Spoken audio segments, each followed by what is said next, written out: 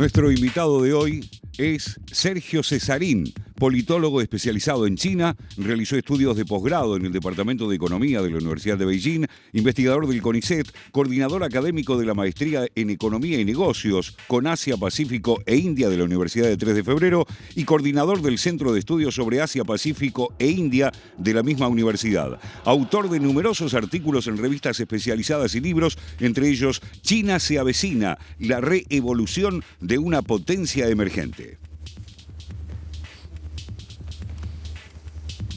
Sergio, muy bienvenido, un placer como siempre. ¿Cómo le va? Gracias. Gracias por estar. Bueno, en el día previo a este congreso, ¿no? Por un lado, como recién lo decíamos con Ever, la importancia de este congreso, pero por el otro también la importancia que tiene la decisión de este congreso. Bueno, claro, de hecho, a ver, el congreso de por sí es un momento de altísima intensidad política. Claro. Es un punto de llegada, digamos, ¿no? El congreso se va preparando, la elección de los delegados, prácticamente cuando finaliza el 19º congreso ya comienzan esos movimientos. Tengamos en cuenta que ese 19 congreso se realiza ya bajo el consenso de que sí podría extender su mandato por los próximos 5 años. Es decir, de alguna manera, la novedad, que es tal vez la más importante respecto a la extensión del mandato, no es tanto novedad, quiero decir, no es una noticia tan novedosa. Pero evidentemente refleja, bueno, la consolidación de su poder, la idea de continuar, digamos, comandando China, el partido en particular. Así que, bueno, ese es un punto.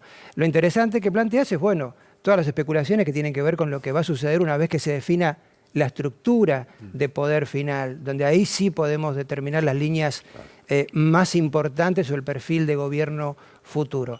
De todas maneras, yo creo que difícilmente ocurran grandes cambios. Habrá ajustes, obviamente, en las políticas, pero los grandes lineamientos, el informe, ustedes mismos lo planteaban, las grandes líneas en política interna y externa van a continuar.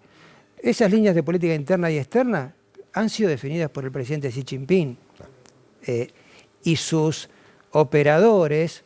Tal vez la figura más interesante también que lo acompañó fue el hasta ahora premier Li Keqiang, del ala un poco más liberal, más aperturista, pero mercado, han sido, digamos, los ejecutores de esas políticas, sobre todo en el campo económico. Entonces, me parece que lo que vamos a observar son, como digo, grados, ajustes de los grandes lineamientos, entre los cuales, bueno, ustedes mencionaron varios, y que, bueno, no quisiera repetirlos todos, pero está obviamente la búsqueda de un sendero de recuperación económica china. China este año estimativamente crecería un 2,8%.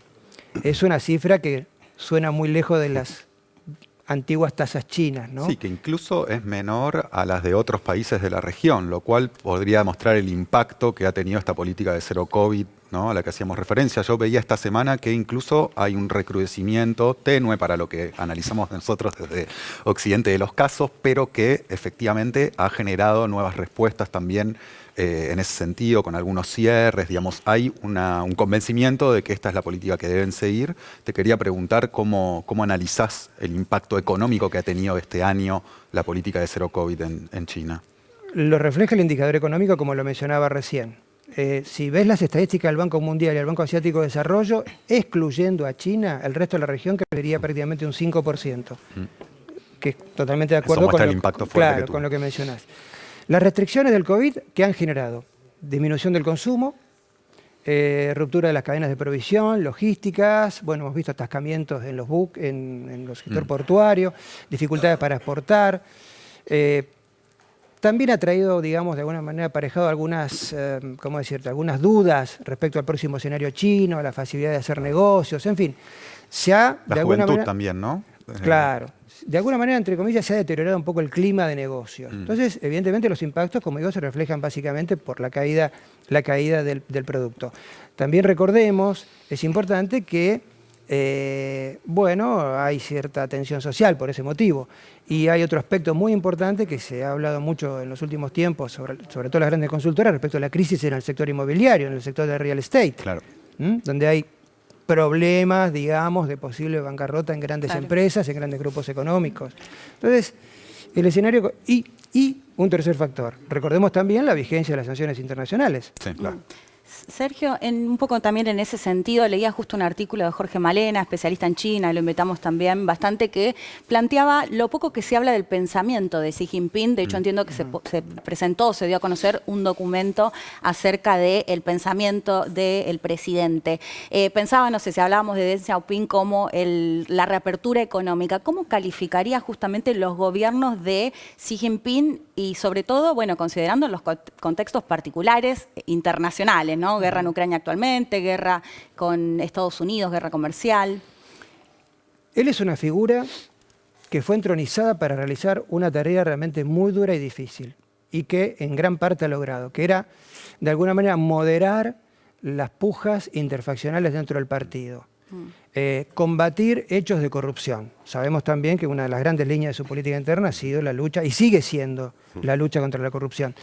Hablabas... Esa fuerte renovación que mencionábamos antes tiene que ver en parte con eso. Es importante. Lo que veamos, el funcionario que veamos posicionado, nombrado en la Comisión Interna de Disciplina, ese va a ser un dato muy importante. Y ese tiene que ser un aliado estrechísimo del presidente. Entonces, digo, me parece como que ahí hay una cuestión, digamos, que me parece relevante, que bueno, recién también ustedes lo mencionaban en los informes y lo decían de manera muy, muy clara. Me parece que ahí hay un punto de mucho interés, de acuerdo a lo que te planteabas en tu pregunta.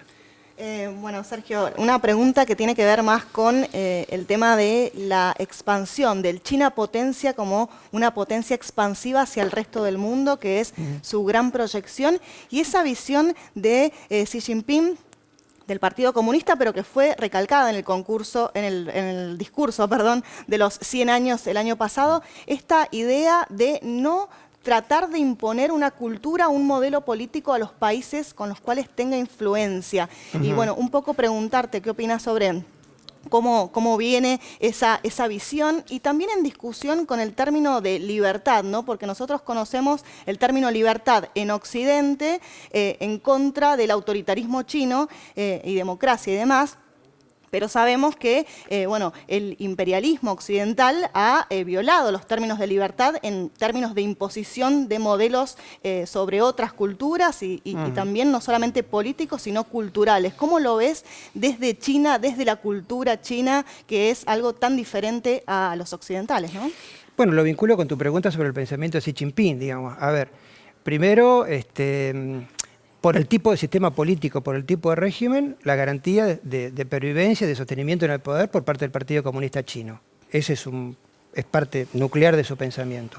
La estabilidad política como prerequisito para el desarrollo de una China económica fuerte, poderosa, potencia, que a él le gustaría verla consolidada, conformada en lo que se denomina el segundo centenario, que sería 2049, que es el centenario de la fundación de la República Popular.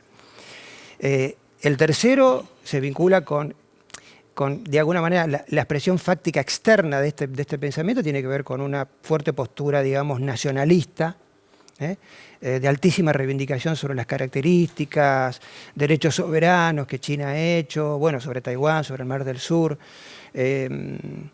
Entonces, me parece como que ahí, como digo, la cultura política china, ¿no? Y ya volviendo un poco a esta lectura nuevamente que se hace de Confucio y las visiones tradicionales de subordinación y de comando y control, él es en ese sentido un líder muy, digamos, ultra vertical, ¿no? Y el disciplinamiento interno del partido responde un poco a estos determinantes profundos de la cultura política china. El debate sobre libertad, democracia, y eso, sabemos que será un debate, ha sido y es un debate permanente. Pero ya también lo ha dicho el presidente y ha sido muy claro, no ahora sino en los inicios de su mandato. China cierra toda opción de girar hacia un sistema político al occidental. Digo, con la misma división de poderes, con acceso de la población al voto universal, secreto, obligatorio, eso se descarta totalmente. Y más en este punto donde un poco ya, en tanto teniendo en cuenta el contexto internacional, China percibe, y el presidente Xi Jinping también lo hace, como cierta mayor agresividad de Occidente. Y el Occidente es, en su mayoría, abierto, libre, plural y democrático. Entonces, esa tensión que vos mencionás, y que el presidente, a través de su convencimiento personal, tiene, es la que me parece otorga o configura finalmente los vectores de tanto política interna como política externa. Sergio Cesarín, gracias por haber venido. Gracias a ustedes por Esta edición de invitarme. Televisión Pública Noticias Internacional. Muy amable.